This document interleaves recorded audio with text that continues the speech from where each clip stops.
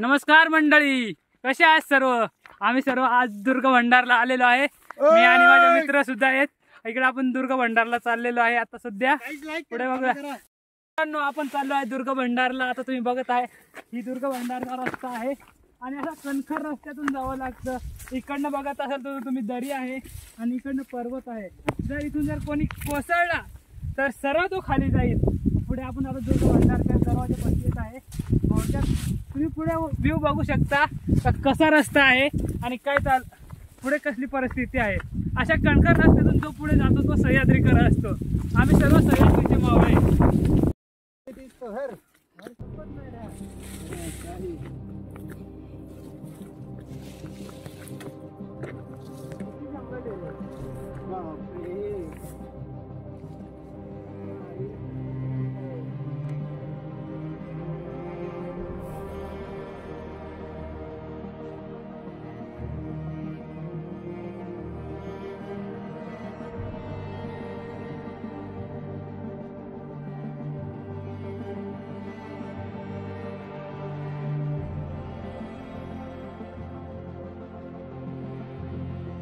पुढे या आपण बघूया दुर्ग भंडारवर असणाऱ्या या पाण्याच्या टाक्या.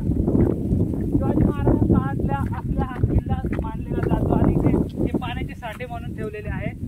पाण्याच्या साठ्यासाठी अशा अनेक टाक्या आहेत. आणखी पुढे सुद्धा आहे, तुम्ही बघू शकता. आता पुढे आपण दुर्ग भंडारच्या दरवाजापाशी येत आहोत. चला बघूया पुढे. बघू शकता पुढे हा दुर्ग भंडारला जाण्याचा मार्ग आहे. किती कणखर अशी दरीतून जावं लागतं आणि तो रस्ता बघा, दोन्ही साईडने खोल दरी आहे आणि त्या दरीत जर तो गेला तो परत काही येणार नाही. डायरेक्ट ठेवा. आता पुढे आणखी आपल्या तिथून मधून रस्ता, गुपित रस्ता, तिथून वरती जावं लागेल आणि त्या वर पायऱ्या.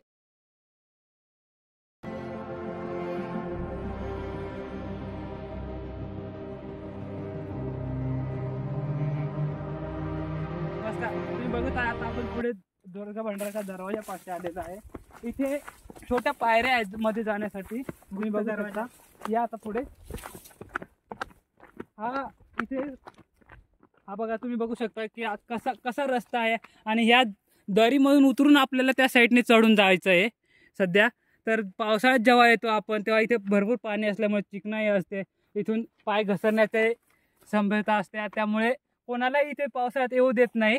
त्यामुळे येण्याचा हे मुख्य कालावधी जो आहे तो हिवाळ्यामध्ये या, डिसेंबरमध्ये या. चांगला व्ह्यू असतो, बघण्यासारखा असतो. तुम्ही बघू शकता इकडे पूर्ण सह्याद्री पर्वतरांग पसरलेली आहे आणि हे तळेगाव काचोर्ली धरण आहे.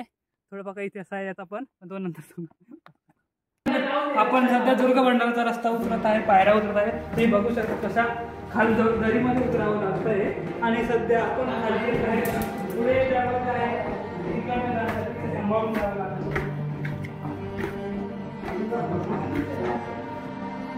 दुर्ग भंडारचा आपण खाली आता मुख्य रस्त्या दरवाजापाशी आलेला आहे. इथे कसं खाली वाकून जावं लागतं आणि त्या साईडने चढावं लागतं.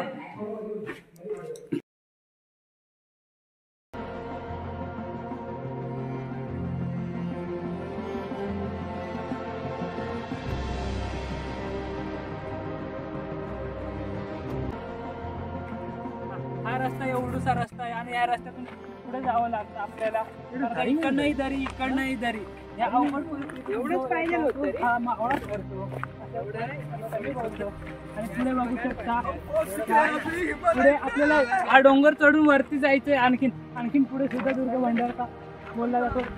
जो सर्वात कठीण ट्रॅक मधला एक मानला जातो तो दुर्ग भंडार सुद्धा आहे. कारण तुम्ही बघू शकता हा व्ह्यू कसा आहे सध्या.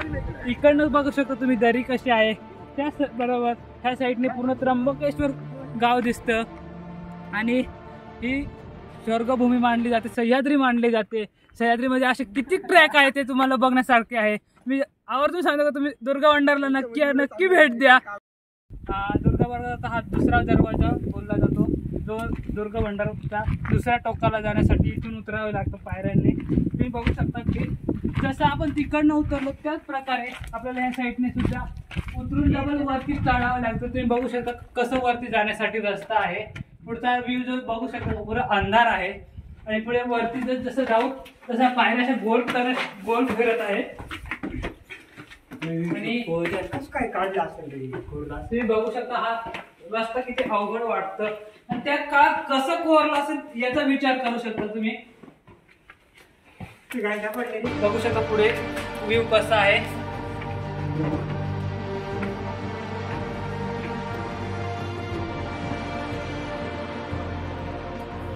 दुर्गवंडाचा हाच तो परिस्थितीचा कठीण काळ असतो. जेव्हा पावसाळ्यात तुम्ही आता हे पायऱ्या चिकन असतात, घसरण्याची संभाव्यता जास्त असते, त्यामुळे पावसाळ्यात येणं खूप धोक्याचं असतं असं मला वाटतं.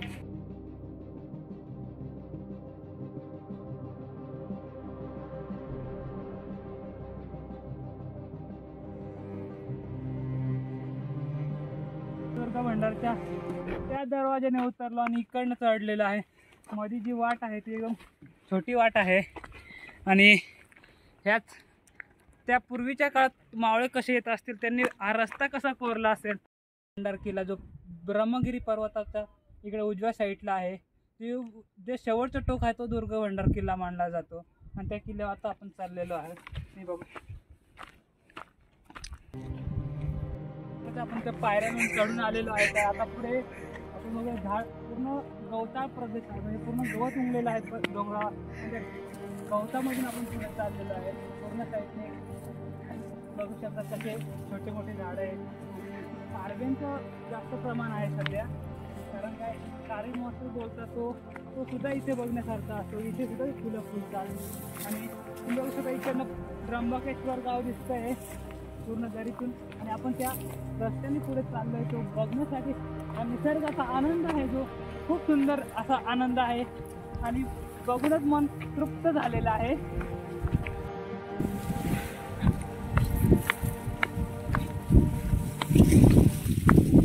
तुम्ही बघू शकता पाण्याच्या टाक्या आहेत इथे आणि याच पाण्याच्या टाक्या पूर्वीच्या काळी बनवलेल्या आहेत, महाराजांच्या काळातील.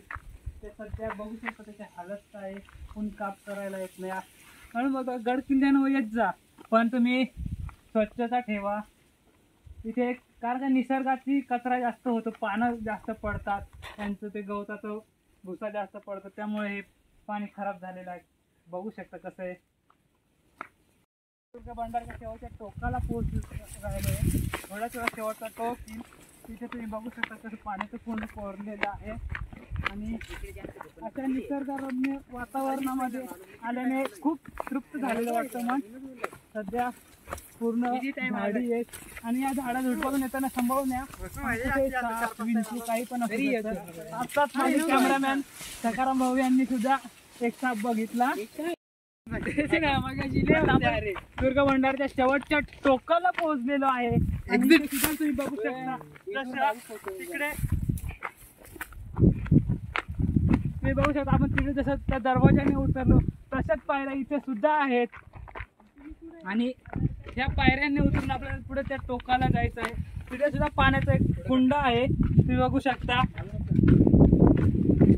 आणि या पायऱ्यांनी उतरून जसं जसं आपण खाली जाऊ तसं बघू शकता खूप कठीणीचा रस्ता आहे आणि कणखर रस्ता आहे आणि सर्वात अवघड म्हणलं जातं तो हा रस्ता. इथे हा सर्वात अवघड पार्ट मानला जातो या किल्ल्याचा.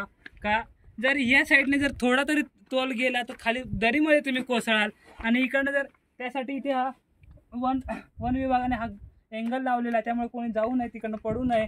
इथे येण्यासाठी खूप कठीणाई घ्यावी लागते आणि तुम्ही बघू शकता ह्या साईडने पूर्ण दरी आहे आणि इकडनं हे गाव आहे काचुर्ली गाव मानलं जातं. हे काचुर्ली गाव आहे आणि त्याचबरोबर इकडनं हे त्र्यंबकेश्वर गाव असा रम्य आणि सुंदर असा हा किल्ला आहे. किती छान वाटतं, व्ह्यू सुद्धा बघण्यासारखा आहे. आणि इथे हा जे आहे पाण्याचं कुंड आहे सध्या आटलेलं आहे, पावसाळ्यात आता भरलेलं राहतं आणि त्याच्यामध्ये जर तुम्ही इकडनं वरती आला तर तुम्हाला इकडनं हा व्ह्यू तुम्ही बघाल एकदम बदामासारखा, म्हणजे लव बोलतात तुम्ही, लव, त्या लव प्रकारे हा कोरलेला कुंड आहे. बघू शकता कसा आहे, पूर्ण असा तिकडनं असा आणि असा पूर्ण लव आहे हा. गज अश्वपती भूपती प्रजापती सुवर्ण रत्न श्रीपती अष्टवधान जागृत अष्टप्रधान दैवत न्यायालंकार मंडित. सशास्त्र शास्त्र पारंगत राजनीती धुरंधर प्रौढ प्रताप पुरंदर वतांस सिंहासनाधीश्वर राजाधिराज योगीराज